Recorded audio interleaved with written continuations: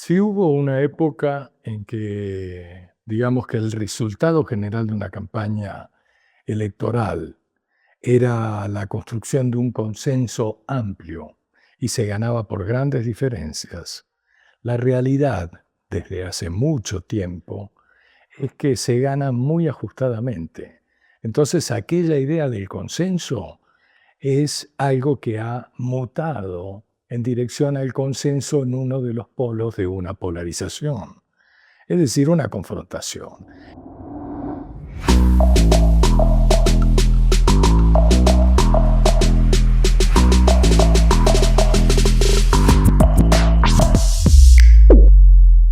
En el fondo, todo siempre ha sido un escoger entre esto o esto, lo cual implicaba en sí mismo la confrontación.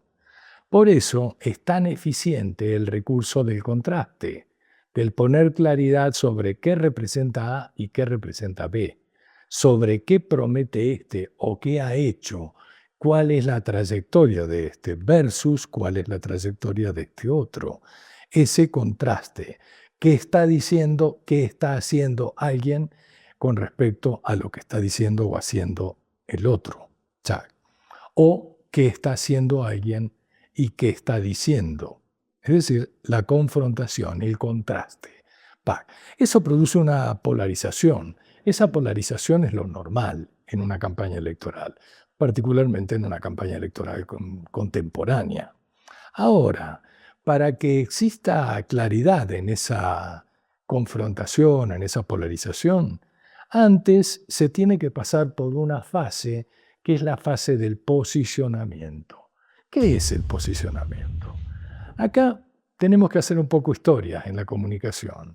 Hubo un momento en que la comunicación con intención persuasiva, esto que fundamentalmente giró alrededor de la publicidad y de la propaganda política, ese coro de medios que hablaban de un tema y producían desde los medios una lectura de la realidad, que era la propaganda, funcionaba como una dinámica de creencias. Por eso hubo una teoría de una agencia de publicidad de San Luis, Missouri, que era precisamente la teoría del Belief Dynamics, la dinámica de las creencias. La gente se mueve por aquello que crea.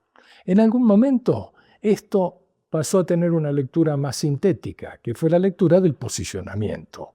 El posicionamiento es aquello que ocurre en nuestra mente frente a la realidad, frente a una marca comercial, una marca política, una marca cultural. Tomamos en un momento dado una decisión, influidos por una información, por una motivación, por lo que fuere. Tomamos una especie de decisión donde posicionamos que lo que más nos gusta es vestirnos de negro. Y nos mantenemos fieles a eso para evitar estar tomando decisiones que nos estresen día a día, constantemente. En el plano de lo político, posicionamos en nuestra mente de electores el momento en el cual alguien nos ha convencido, alguien nos ha hecho sentir que es lo que más nos conviene a nosotros. Alguien nos ha hecho sentir que nos interpreta, que nos representa y que nos puede guiar en una decisión beneficiosa para nosotros. Ese posicionamiento es lo que produce luego reacciones tipo reflejos. Aquella historia del perrito de Pavlov, para ser un poco groseros en esta lectura, que es cuando ya tenemos el estímulo bien digerido, digamos que no dudamos, que no hacemos un proceso de evaluación antes de tomar la decisión. Al contrario de lo que hablábamos de nuestra posición como estrategas, como orientadores de una campaña política, que debemos tener mucha información y muy bien leída antes de decidir, lo que ocurre con una conducta masiva o con la conducta masiva es que se toman las decisiones como si fueran por un reflejo condicionado por aquella lectura previa que se tiene, que es la lectura del posicionamiento. En función de esto del posicionamiento, llegan otras herramientas. Una es la de encuadrar, el framing. Y encuadrar, en mi lectura, básicamente en función de lo que encontramos como insumos que provocan reacciones convenientes para mi intención en el electorado. Es decir, utilizar insights, utilizar elementos que ya estén presentes en la gente. En lo posible, utilizar aquellos elementos que la gente tenga incorporados a su experiencia. Un sonido que se activa por ahí ya en nuestra experiencia, como acaba de sonar, produce una lectura que es: hay alguien que me está mandando un mensaje.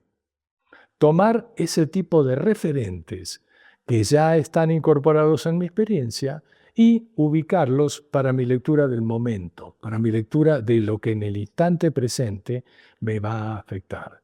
Es decir, incorporar este tipo de herramientas a la evaluación de cómo actúo para provocar qué reacciones, aquellas que necesito provocar para lograr mi objetivo. Hay una palabra que, operada sobre la campaña contraria, funciona como si fuera casi un insulto, que es la palabra populismo.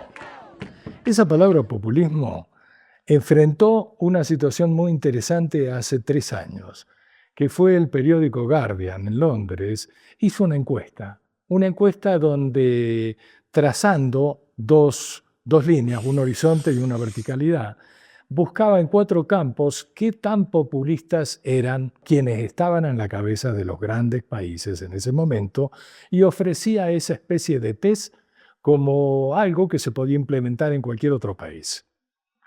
Cuando vos mirabas eso, qué tan populistas eran por distintos elementos, por cómo respondían a lo que ya estaba latente en el electorado, por cómo trataban de inducir o profundizar una conducta en la gente que ya estaba presente en la gente, es decir, por disolverse en la gente, encontrabas que Obama era populista, que quien estaba al frente de Francia era populista, Macron, que quien estaba al frente de Gran Bretaña era populista. Pero también encontrabas que el único personaje del primer plano mundial que no respondía al populismo era una mujer, Angela Merkel. Era la única que no respondía a eso porque estaba tomando decisiones fundadas en la conveniencia país, no en la conveniencia carrera electoral futura del partido, del movimiento político o propia del candidato. El populismo, en suma, es algo que está siempre presente en el juego político electoral. Es algo que es un insumo fundamental. Es la conexión con el gran público al cual necesitamos movilizar en dirección a lograr el volumen de votos que nos permitan gobernar. Ok, hasta aquí voy yo. Ahora es tu turno. En este momento, conviene que hagas algunos ejercicios. Primer ejercicio propuesta es: ¿cómo te enfrentas a una situación en la cual te están tratando de rayar la cancha, es decir, de marcarte cómo debes comportarte, y a vos no te conviene comportarte como te la están marcando? Es decir, ¿cómo enfrentás una situación, particularmente una situación que aparece vertiginosamente en las redes sociales digitales, y apoyándote en eso, como si te apalancaras, como si tomaras el punto de apoyo para transformar la realidad, aquella ley física, logras un efecto que te convenga a vos? ¿Ok? Te están atacando, están diciendo X. ¿Cómo reaccionás? ¿Cómo convertís ese punto de ataque en un punto a favor tuyo? Es el momento en el cual tratan de explotar una debilidad tuya y vos la convertís en fortaleza. Es el momento en el cual uno debe pensar en un ejemplo maravilloso, que son estas artes marciales orientales, donde vos utilizás el impacto que pretende dar el enemigo, el impulso que trae, para esquivarlo y hacer que en el mismo impulso que trae se provoque la caída de ese enemigo. Hablamos al gran público, y dentro de ese gran público, ya lo dijimos, hablamos en particular a quienes ya están sintonizados con nosotros y tratamos de seducir, de convencer, de atraer a nuestra posición a quienes están o indiferentes o indecisos, especialmente indecisos.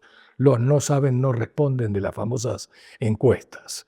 Dentro de esta situación de lo que estamos haciendo, viene un punto, y es asumir como si estuviéramos en un cara a cara con cada receptor de mi mensaje, con cada interlocutor de mi conversación, comportarme como si estuviera en una micro segmentación, ese cara a cara.